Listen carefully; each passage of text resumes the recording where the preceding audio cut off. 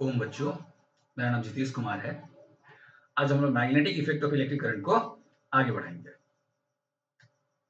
आज का हमारा टॉपिक है magnetic force on A current carrying wire in magnetic field. यानी किसी मैग्नेटिक फील्ड में करंट कैरिंग वायर है तो उसमें कितना मैग्नेटिक फोर्स लगेगा, मैग्नेटिक इंटरेक्शन होगा कि नहीं होगा, और साथ ही साथ होगा तो कितना होगा, उसकी चर्चा हम लोग यहाँ पे करने वाले हैं। बच्चों, इससे पहले हम लोग magnetic force on a moving charge है कि नहीं, magnetic force on a moving charge in magnetic field पे बातें किया था। हमने कहा था कि किसी मैग्नेटिक फील्ड को कैसे एस्टैब्लिश किया जा सकता है, तो with the help of permanent magnet that is natural magnet, और with the help of artificial magnet that is, आप कह सकते हैं, करंट कैरिंग कंडक्टर के साथ भी मैग्नेटिक फील्ड प्रोड्यूस किया जा सकता है। साथ ही साथ हमने कहा मैग्नेटिक फील्ड के बारे में डिटेल चर्चा किया, और उसके बाद में हमने मैग्नेटिक फील्ड का किसी चार्ज के साथ इंटरेक्शन होता था कि नहीं, इस पे चर्चा हम लोग कर रहे थे, और देखा कि मैग्नेटिक फील्ड का किसी चार्ज के साथ इंटरेक्शन होता था, एंड मैग्नेटिक फील्ड का चार्ज के साथ कितना इंटरेक्शन होता था वो भी हम लोगों ने देखा था बच्चों। सो हमारे पास एक्सप्रेशन भी आया था, F is equal to Fm is equal to magnetic force experienced by a moving charge in magnetic field Q times V cross V, जहाँ भी उसका V वेलोसिटी है। हमने कहा चार्जेस रेस्ट पे इंटरेक्शन नहीं होता है, मोशन में इंटरेक्शन होता है मैग्नेटिक फील्ड के साथ, and that amount of interaction that is amount of force इतना होता है। अब हम लोग बातें, और इस पे बहुत डिटेल चर्चाएं हम लोगों ने किया था, फिर इलेक्ट्रिक फील्ड भी लाया था, फिर इलेक्ट्रोमैग्नेटिक फोर्स, लोरेंट्ज फोर्स की बातें किया था, work done by magnetic force की बातें किया था, और बहुत डिटेल में चर्चा किया था हम लोगों ने, न्यूमेरिकल भी इस पे सॉल्व किया था। हालांकि न्यूमेरिकल्स हम लोग बहुत डिटेल में, बहुत ज्यादा नंबर ऑफ न्यूमेरिकल्स बाद में भी सॉल्व करेंगे, लेकिन जो थ्योरी को समझने के लिए, थ्योरी के साथ साथ कुछ जो कॉन्सेप्ट अंडरस्टैंडिंग एंड लर्निंग हम जो करते हैं, हम लोग कॉन्सेप्ट अंडरस्टैंडिंग एंड लर्निंग के अंदर जो न्यूमेरिकल्स आते हैं वो हम लोग सीखते हैं यहाँ पे। अब जो टॉपिक है, करंट कैरिंग वायर कितना मैग्नेटिक फोर्स एक्सपीरियंस करता है, जरा बात को समझिए। अब सवाल ये है कि सर चार्जेस एट मोशन के साथ तो मैग्नेटिक फील्ड इंटरेक्शन करता था, लेकिन करंट कैरिंग कंडक्टर के साथ कैसे इंटरेक्शन करेगा? तो बेसिकली आप मान लीजिए बच्चों, एक करंट कैरिंग कंडक्टर क्या है। सबसे पहली बात की इंटरेक्शन होगा कि नहीं होगा, ये चर्चा हम लोग करते हैं कि नहीं। तो इस पे चर्चा करने के लिए हम लोग हेडिंग देंगे magnetic force on current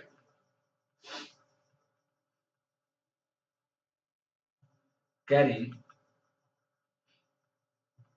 wire in magnetic field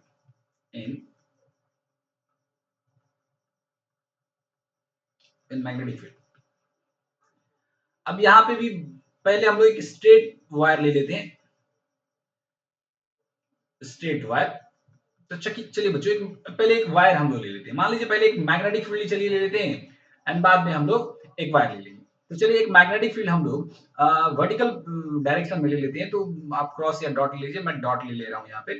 so this is जो magnetic field towards the observer that is coming from the plane of paper. ये एक मैग्नेटिक फील्ड हम लोग यहाँ पे डॉट शेप में ले लेते हैं।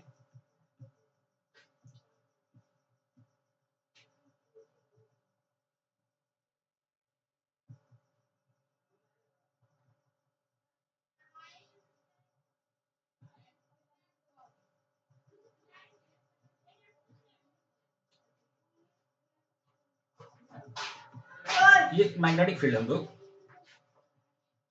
ले लेंगे। अब इसमें एक कंडक्टर को ले लेते हैं बच्चों, है ना।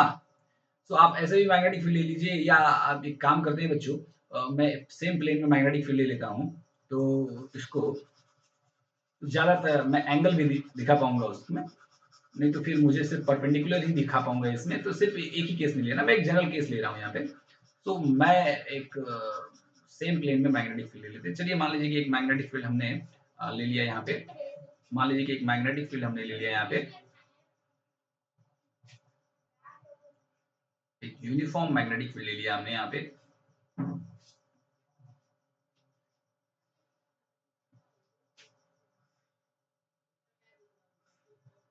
यूनिफॉर्म मैग्नेटिक फील्ड ले लिया। मान लीजिए मैग्नेटिक फील्ड बी है, और इस मैग्नेटिक फील्ड में एक करंट कैरिंग कंडक्टर हम लोग ले लेते हैं। मान लीजिए कि ये करंट कैरिंग कंडक्टर है, तो आप जानते हैं बच्चों करंट कैरिंग कंडक्टर का जो शेप होगा वो सिलिंड्रिकल शेप का होगा। तो मान लीजिए कि ये करंट कैरिंग कंडक्टर हम लोगों ने ले लिया, और इसमें करंट फ्लो हो रहा है, इसमें करंट फ्लो हो रहा है कि नहीं। तो आप मान लीजिए कि इसमें जो करंट है वो आई है, आई अमाउंट ऑफ करंट इसमें फ्लो हो रहा है। अब कैसे फ्लो हो रहा है, that depends on the situation है कि नहीं, कैसे इसमें बैटरी लगाया गया है या कौन सा सप्लाई है, कोई सोर्स ऑफ एनर्जी दिया गया है तो इसमें करंट आई फ्लो हो रहा होगा। चलिए ठीक है। और मानते हैं ये जो करंट का इसका जो लेंथ है वो एल है, ठीक है नहीं। तो टोटल एल लेंथ है, तो आप यहाँ से ऐसे मेजर कर लीजिए। तो टोटल एल लेंथ का हम लोगों ने एक करंट कैरिंग कंडक्टर यहाँ पे ले लिया, ठीक है। अब बी मैग्नेटिक फील्ड है। मान लीजिए जो लेंथ है, ये जो करंट के डायरेक्शन में अगर लेंथ काउंट करें तो ये एंगल बना रहा है मैग्नेटिक फील्ड के साथ थीटा। तो अब पहले ही बात ये है कि इसमें इंटरेक्शन होगा क्यों। हम इतना बात तो जानते हैं कि चार्जेस एट मोशन के साथ तो मैग्नेटिक फील्ड का इंटरेक्शन होता है, लेकिन करंट कैरिंग कंडक्टर के साथ इंटरेक्शन क्यों होगा। तो देखिए करंट कैरिंग कंडक्टर कब होता है, करंट कब कैरी होता है। तो करंट क्या होता है, तो rate of flow of charge, rate of flow of charge को हम लोग करंट बोलते हैं। तो चार्जेस मोशन में है तो हमने बोलते थे whenever there is charges in motion it associates electric current. Charges motion में है तभी करंट है कि नहीं। तो करंट है तो चार्जेस मोशन में है, तो यहाँ पे इंटरेक्शन में कौन से चार्जेस मोशन में है, तो कंडक्शन में, कंडक्टर में जो कंडक्शन इलेक्ट्रॉन होते हैं, जो फ्री इलेक्ट्रॉन्स होते हैं, वही फ्री इलेक्ट्रॉन्स मूव करते हैं, है कि नहीं, कंडक्टर में। और जिसके वजह से इलेक्ट्रॉन मूव कर रहे हैं तो चार्ज भी मोशन में है, और चार्ज मोशन में है तो यहाँ पे आपको इंटरेक्शन भी होगा मैग्नेटिक फील्ड के साथ, इंटरेक्शन भी होगा। अब इसी magnetic interaction with the current carrying conductor को हम लोग मैथमेटिकल फॉर्मुलेशन देना है यहाँ पे, नथिंग एल्स। तो अब मैथमेटिकल फॉर्मुलेशन कैसे देंगे ये चीजें हम लोग यहाँ पे देख रहे हैं। चलिए ठीक है बच्चों, यहाँ पे एक बात तो तय है कि यहाँ पे इलेक्ट्रॉन है, और ये जो इलेक्ट्रॉन है ये मोशन में है। इलेक्ट्रॉन क्या है, मोशन में है। अब ये जो इलेक्ट्रॉन होगा ये मोशन में होगा। अब कौन से डायरेक्शन में इलेक्ट्रॉन मोशन में होगा, ये बातें तो हम लोग बाद में करेंगे, लेकिन एक बात तो तय है कि किसी करंट कैरिंग कंडक्टर में जो net motion of the electron होता है, जिसकी वजह से वो एक प्लेस से दूसरे प्लेस में मूव करता है, तब हम कहते हैं कि नेट अमाउंट ऑफ चार्ज का फ्लो है वो किस स्पीड से होता है, तो ड्रिफ्ट स्पीड से। तो चलिए यहाँ पे कुछ एजम्पशन हम लोग लेंगे बच्चों। मानते हैं कि एल क्या है, so length of the conducting wire है, सो लेंथ ऑफ वायर मान लेते हैं। अच्छा ई क्या मान लेते हैं, सो इलेक्ट्रॉनिक चार्ज है, तो हम लोग जानते ही हैं इलेक्ट्रॉनिक चार्ज होगा, इलेक्ट्रॉनिक चार्ज होगा, है ना। एंड क्यू ई क्या है, इलेक्ट्रॉनिक चार्ज है। वीडी क्या है, तो drift speed of electrons, drift speed of electrons. अब चलिए मैं एक काम करता हूं, टोटल चार्जेज एट मोशन निकालना चाहते हैं, total amount of charge at motion की बातें करते हैं, कितने अमाउंट ऑफ चार्ज मोशन में है। तो ये चार्ज तो हम लोग निकाल सकते हैं क्योंकि करंट का फॉर्मूला हमारे पास होता है, करंट का फॉर्मूला होता है total charge per unit time. तो यहां से अमाउंट ऑफ चार्ज निकल सकता है करंट पर यूनिट टाइम। अब सवाल ये है कि कितना टाइम में ये पूरा पास कर रहा है। तो मानते हैं यहाँ पे कि लेंथ है कंडक्टर का एल, लेंथ है कंडक्टर का एल, और यह अमाउंट ऑफ चार्ज कितने देर में पास कर रहा है, टाइम टी में, टाइम टी में कितने स्पीड से, तो वीडी स्पीड से, कितने स्पीड से, वीडी स्पीड से। तो ये लेंथ टोटल डिस्टेंस ट्रेवल क्या हो जाएगा, speed into time, VD into T. तो यहां से आप टाइम फॉर्मेट निकाल सकते हैं, टाइम का वैल्यू निकाल सकते हैं एल अपॉन वीडी। अब तब यहां पे आप पुट कर सकते हैं आई और टाई का हो जाएगा, सॉरी टी का हो जाएगा एल अपॉन वीडी। तो यहां से आपको अमाउंट ऑफ चार्ज मिल गया, और अगर आपको अमाउंट ऑफ चार्ज मिल गया तब तो मैग्नेटिक इंटरेक्शन निकाल सकते हैं, क्योंकि मैग्नेट यही amount of charge at motion है, total amount of charge at motion है। क्योंकि इसमें अमाउंट ऑफ चार्ज इतना ही नहीं है, कंडक्टर में अमाउंट ऑफ चार्ज इतना ही नहीं है, कंडक्टर में तो ढेर सारे इलेक्ट्रॉन्स हैं, है कि नहीं। लेकिन कौन से इलेक्ट्रॉन्स पे फोर्स से इंटरेक्शन हो रहा है, तो जो इलेक्ट्रॉन मोशन में है, तो कौन से इलेक्ट्रॉन मोशन में, तो कंडक्शन इलेक्ट्रॉन मोशन में, यानी फ्री इलेक्ट्रॉन्स मोशन में है, जो एसोसिएट हो रहे हैं करंट में, इंक्लूड करंट में इन्वॉल्व हो रहे हैं, जिनकी वजह से करंट वहां पे हो रहा है, करंट एग्जिस्ट हो रहा है। तो यहां पे हम लोग कह सकते हैं therefore total interaction, total amount of force on charge Q की बातें करेंगे। ये तो ऑलरेडी हम लोग जानते हैं इंटरेक्शंस, तो Fm will be equal to Q into V cross B। लेकिन एक बात यहाँ पे याद रखना है, V क्या है, स्पीड ऑफ द चार्ज है, वेलोसिटी ऑफ द चार्ज है, और यहाँ पे चूंकि जो चार्ज है वो फ्री इलेक्ट्रॉन है, तो फ्री इलेक्ट्रॉन कंडक्टर में कैसे मूव करता है, with the help of drift speed. यहाँ वेलोसिटी हो जाएगा ड्रिफ्ट स्पीड। अब Q का वैल्यू यहाँ पे पुट करेंगे। Q का वैल्यू हमारे पास आया था IL upon VD, IL upon VD into ये हो जाएगा VD क्रॉस B। ये हो गया आपका वेक्टर फॉर्म। जरा इसको मैग्नीट्यूड फॉर्म में अगर हम लोग लिखें तो FM will be equal to IL upon VD तो होगा ही, और इसको हम लोग लिख सकते हैं VD into B sine theta cross product P cross Q is equal to PQ sine theta. So यहां से VD आपका कैंसिल हो जा रहा है, ये हो जा रहा है IL B साइन थीटा। तो बेसिकली आप कह सकते हैं यह जो टोटल अमाउंट ऑफ चार्ज पे इंटरेक्शन है, यही तो इंटरेक्शन करंट करेंगे कंडक्टर पे। ये चार्ज कहां पे है? आप कह सकते हैं कि हंड्रेड्स ऑफ इलेक्ट्रॉन्स है और हंड्रेड्स ऑफ इलेक्ट्रॉन्स पे इतना अमाउंट ऑफ फोर्स लग रहा है, लेकिन वो हंड्रेड्स ऑफ इलेक्ट्रॉन किस बॉक्स में है? तो वो करंट कैरिंग कंडक्टर नाम की जो बॉक्स है उसमें है। तो ये टोटल फोर्स कहां पे लग रहा है? करंट कैरिंग कंडक्टर पे। तो therefore magnetic force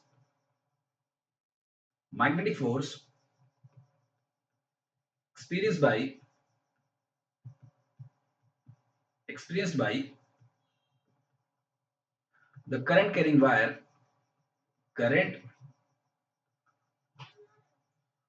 wire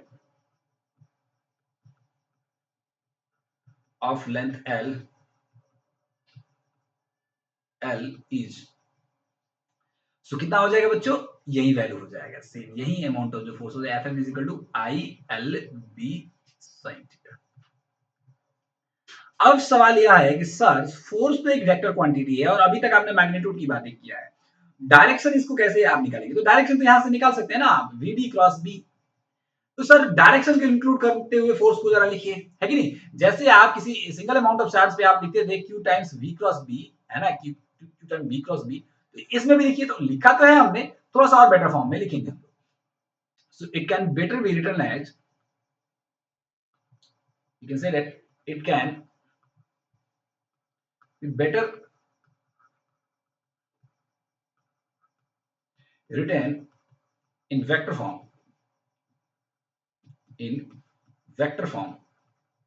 form as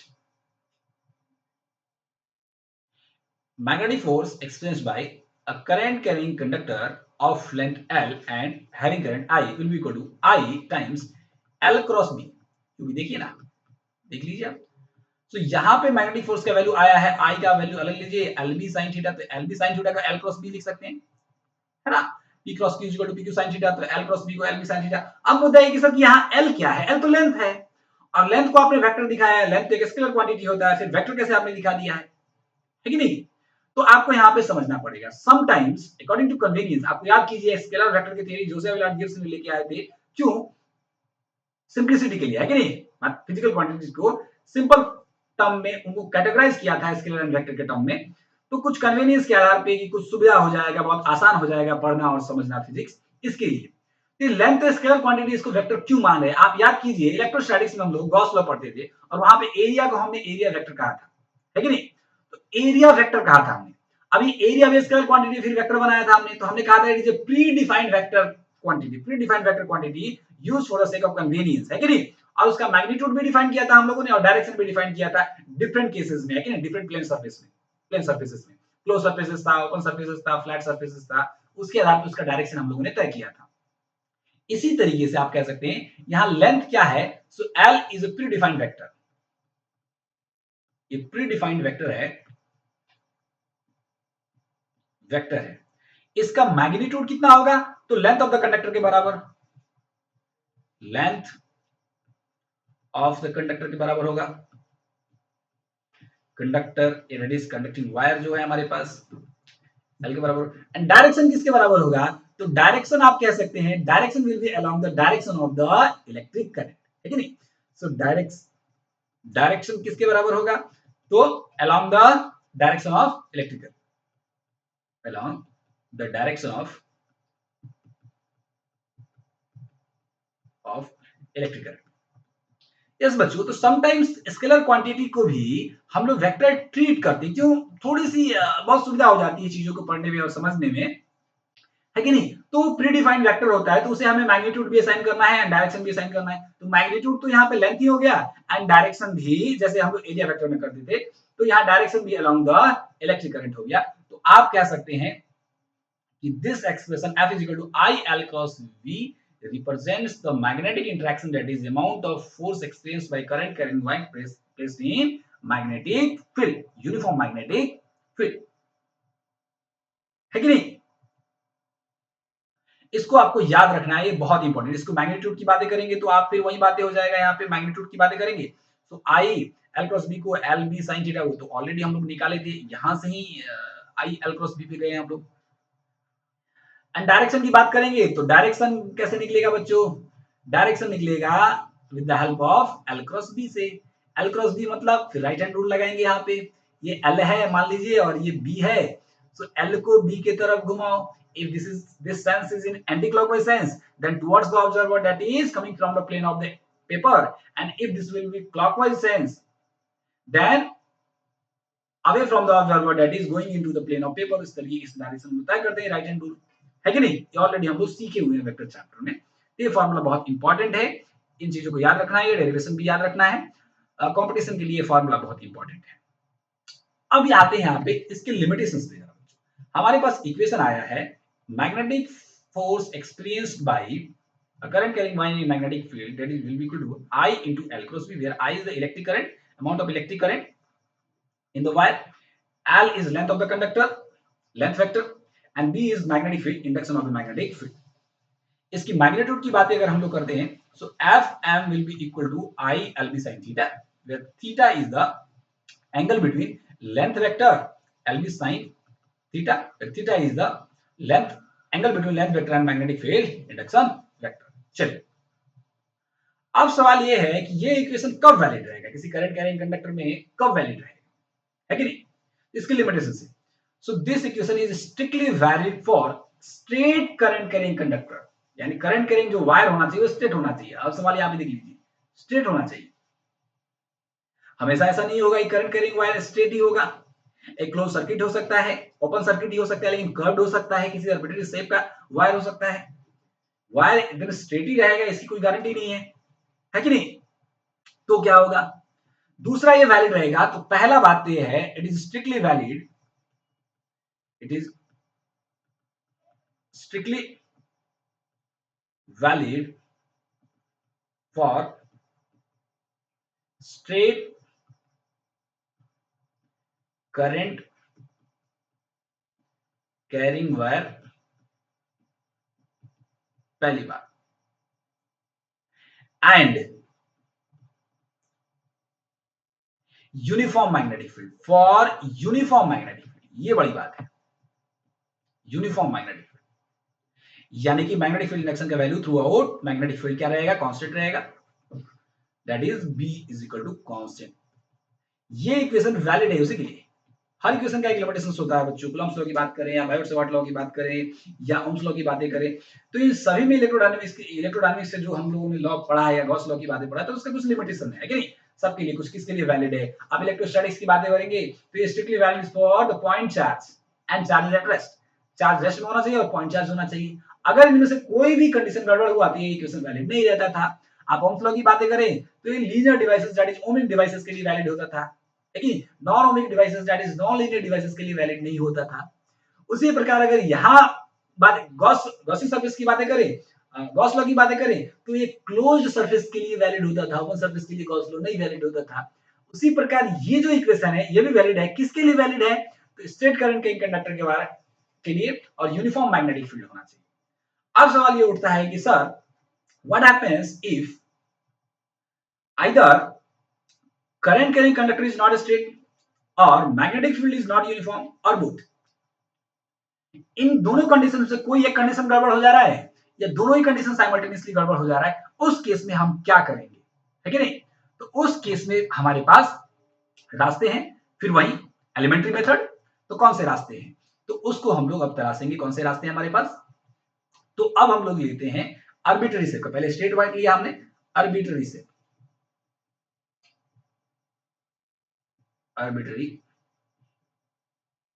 shape wire लिया। मान लीजिए कोई एक वायर, मान लीजिए कि यहाँ पे एक मैग्नेटिक फील्ड है, मान लीजिए मैग्नेटिक फील्ड बी है और किसी भी शेप का एक हमने वायर ले लिया यहाँ पे किसी भी शेप का, मान लीजिए कि ये ही वायर ले लिया हम लोग ने, किसी भी शेप का वायर ले लिया। अब इसमें करंट है, मान लीजिए कि अमाउंट ऑफ करंट ये आई फ्लो हो रहा है। अब सवाल ये है कि इसमें कैसे निकलेगा। ठीक है बच्चों, तो वही टेक्निक्स आपको याद होगा, बचपन के दिन का जो टेक्निक, हर तरीके के प्रॉब्लम्स में बहुत बार इसको हम लोगों ने इस्तेमाल किया है। इलेक्ट्रो स्टैटिक्स में भी इस्तेमाल किया है हम लोगों ने बहुत बार, ग्रेविटेशन में भी इस्तेमाल किया है हम लोगों ने, मोमेंट ऑफ इनर्शिया जब कैलकुलेट कर रहे थे वहां पे भी स्टार्ट कर रहे थे हम लोग, सेंटर ऑफ मास कैलकुलेट कर रहे थे वहां पे भी इस तरीके की टेक्निक इस्तेमाल कर रहे थे, है कि नहीं। तो ये टेक्निक क्या होता है बच्चों, हम इसमें एक एलिमेंट्री लेंथ कंसीडर करेंगे। कितने लेंथ का? So consider DL length, consider DL length consider किया हमने, एलिमेंट्री लेंथ। अब ठीक है, डीएल लेंथ किसको बोलते हैं? ये पॉइंट और जस्ट अगला पॉइंट। अब जस्ट अगला पॉइंट में कोई डेफिनेशन नहीं होता है बच्चों, क्योंकि between any two points there are infinite number of points, है कि नहीं। तो उस इनफाइनाइट नंबर में से दो पॉइंट्स ले लीजिए, कि तो दिस पॉइंट और जस्ट अगला पॉइंट, है कि नहीं, जस्ट अगला पॉइंट के बीच का जो डिस्टेंस होता है उसको हम बोलते हैं इनफाइनाइटेसिमल या small change in length, that is elementary length. इसको हम लोग शॉर्ट में एलिमेंट्री नाम लेंथ नाम देते हैं। तो कितना भी कर्व डिस्टेंस हो, लेकिन एक पॉइंट और जस्ट अगला पॉइंट को स्ट्रेट माना जा सकता है। तो इस दिस कंडीशन में स्ट्रेट माना जा सकता है, और अगर स्ट्रेट वायर हो गया तो फिर क्या, फिर मैग्नेटिक फोर्स आप निकाल सकते हैं। कैसे? तो इसी इक्वेशन से इसको हम लोग डीएफएम नाम देंगे, और ये क्या हो जाएगा, करंट के आई एंड एल के जगह पे elementary length DL and cross B. अब मुद्दा क्या है, ये एलिमेंट्री लेंथ डीएल लेंथ के करंट कैरिंग वायर की वजह से हम लोगों ने मैग्नेटिक फोर्स निकाल दिया है, लेकिन हमें क्या निकालना है, टोटल लेंथ एल की वजह से, टोटल लेंथ एल की वजह से निकालना है। तो क्या करना पड़ेगा, वो सिंपल सा टेक्निक है, आप जानते हैं, इंटीग्रेशन टेक्निक। अब ऐसे इनफाइनाइटेसिमली स्मॉल लेंथ कितने हैं, तो इनफाइनाइट नंबर ऑफ लेंथ है, तो इनफाइनाइट लेंथ की वजह से जो मैग्नेटिक फोर्स आएगा उसको हम लोग ऐड करते हैं। तो आप जानते हैं फाइनाइट नंबर ऑफ एडिशंस के हम लोग समेशन इस्तेमाल करते हैं, and infinite number of additions के लिए हम लोग इंटीग्रेशन इस्तेमाल करते हैं। तो देयरफॉर आप कह सकते हैं total magnetic force expressed by the force will be equal to integration D of FM.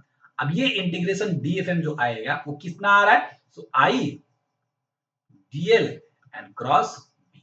अब ये लेंथ के क्रॉस हो गया, तो आप इसको आई को बाहर ले लीजिए, आई तो कांस्टेंट ही रहेगा, सो डीएल क्रॉस बी, क्योंकि आई कांस्टेंट नहीं रहेगा तो फिर एक दूसरा केस आ जाएगा, सो ओवर द लेंथ। ऐसे इसको इंटीग्रेट करना है under the smart choice of integration, इसको ऐसे इंटीग्रेट करना है कि ये ओवर द लेंथ इंटीग्रेट हो जाएगा। तो ये मैग्नेटिक फोर्स आपका मिल गया, कुछ बड़ा बात नहीं। और इसी केस में अगर मैग्नेटिक भी, अब एक चीज हमने कहा है, यहाँ दोनों ही चीजें आप देख लीजिए, यहाँ पे दोनों ही चीजें हो सकती है, आर्बिट्ररी शेप्ड वायर भी हो सकता है, और आप ये भी कह दीजिए, और कह दीजिए कि बी इज नॉट कांस्टेंट, यानी कि नॉन यूनिफॉर्म फील्ड है, और बोथ, यदि तीनों केस में ये इक्वेशन वैलिड हो। क्यों? क्योंकि किसी एक पॉइंट और जस्ट अगले पॉइंट, एक पॉइंट और जस्ट अगले पॉइंट में भले ही मैग्नेटिक फील्ड वेरी कर रहा हो, लेकिन माना जा सकता है मैग्नेटिक फील्ड यूनिफॉर्म। और आई या तो यूनिफॉर्म मान लीजिए, या तो आप कह सकते हैं कि एक और जस्ट अगले पॉइंट के बीच का जो डिफरेंस है मैग्नेटिक फील्ड इंडक्शन का, उसको नेग्लेक्ट किया जा सकता है। इतना हम लोग अप्रोक्सीमेशन कर रहे हैं, है कि नहीं। तो ये इक्वेशन वैलिड है सभी कंडीशंस के लिए। तो आप याद रखिए, this equation is valid for all conditions, whether there is a straight wire, whether it is an arbitrary shaped wire, whether it is closed circuit, whether magnetic field is uniform or non uniform, है कि नहीं। और इसमें अगर arbitrary shape रहे और मान लीजिए कि magnetic field if B is uniform, ये यूनिफॉर्म है, देन क्या होगा, तो यूनिफॉर्म है तो इंटीग्रेशन के बाहर आ जाएगा, रूल फॉर इंटीग्रेशन, तो आई। अब बी को पहले तो नहीं ले सकती क्योंकि क्रॉस प्रोडक्ट है, क्रॉस प्रोडक्ट कम्यूटेटिव लॉ को फॉलो नहीं करता है कि नहीं। तो यहां पे आप कह सकते हैं डीएल तो होगा ही, इसको अलग इंटीग्रेट कर दीजिए और बाद में इसको मल्टीप्लाई कर दीजिए cross product, that is B. सी इक्वेशन।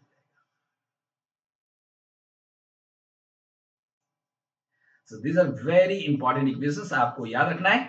फाइनली आज की क्लास में हम लोगों ने क्या कंक्लूड किया, तो आज की क्लास में हम लोग ये कंक्लूड कर रहे हैं कि कोई मैग्नेटिक फील्ड किसी करंट कैरिंग कंडक्टर के साथ इंटरेक्शन करता है कि नहीं करता है, तो करता है। क्यों? क्योंकि मैग्नेटिक फील्ड चार्जेड मोशन के साथ इंटरेक्शन करता है, और करंट कैरिंग कंडक्टर अपने आप में चार्जेड मोशन है कि नहीं। क्योंकि करंट कैरिंग कंडक्टर करंट तब होता है जब चार्जेड मोशन हो, तो कंडक्टर के अंदर कंडक्शन इलेक्ट्रॉन से, दैट इज फ्री इलेक्ट्रॉन से, और फ्री इलेक्ट्रॉन्स मोशन में है, और जिसकी वजह से इंटरेक्शन हो रहा है। नेट इंटरेक्शन कितना आया था, तो नेट इंटरेक्शन आया था Fm will be equal to Fm will be equal to, conclusion कर रहे हैं हम लोग आज की क्लास का, magnetic force experience by current conductor is I into L cross B, जहां L क्या होता है, predefined vector that is length vector है, जिसका मैग्नीट्यूड, लेंथ वेक्टर का मैग्नीट्यूड है, लेंथ सॉरी करंट के कंडक्टर का लेंथ वेक्टर का मैग्नीट्यूड है, और करंट का डायरेक्शन इसका डायरेक्शन है। ये वैलिड तभी रहेगा स्ट्रेट वायर के लिए, स्ट्रेट वायर होना चाहिए, एंड मैग्नेटिक फील्ड यूनिफॉर्म होना चाहिए। दूसरा, अगर ऐसा नहीं है तो हम लोग एलिमेंट्री लेंथ मेथड अप्लाएंगे, और यहां पे हो जाएगा सम इंटीग्रेशन, आई को बाहर ले लेंगे यहां पे,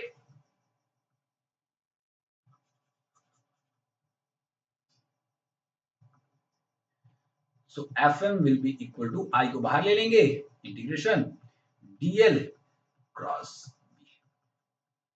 ये किसके लिए वैलिड होगा? In all conditions this will be valid, in all conditions, in all conditions this equation is valid. Third equation हम लोगों ने डेवलप किया था, Fm will be equal to, इसी का केस था, I इंटू इंटीग्रेशन dl था, एंड क्रॉस प्रोडक्ट B, ये वैलिड था कौन से कंडीशंस पे? B मैग्नेटिक फील्ड यूनिफॉर्म रहेगा, एंड बाकी कोई भी शेप रहे, मैग्नेटिक फील्ड यूनिफॉर्म रहे, शेप कोई भी रहे, तो ये वैलिड रहेगा। So these equations are very important, जिसमें से ये इक्वेशन एक बहुत इंपॉर्टेंट है, क्योंकि डायरेक्ट इस्तेमाल करेंगे मोस्ट ऑफ द टाइम्स, यहाँ पे हमें मिलेगा uniform magnetic field and straight current conductor, and अगर नहीं रहेगा तो ये इक्वेशन इस्तेमाल करेंगे, और इसी इक्वेशन का तो ये फॉर्म है, मैग्नेटिक फील्ड यूनिफॉर्म रहेगा। तो आपको एनालिसिस करने आना चाहिए, ढेर सारा इक्वेशन आपको इस्तेमाल नहीं करना है। तो आज के केस में इतना ही, आगे की बातें आगे देखेंगे। Thank you.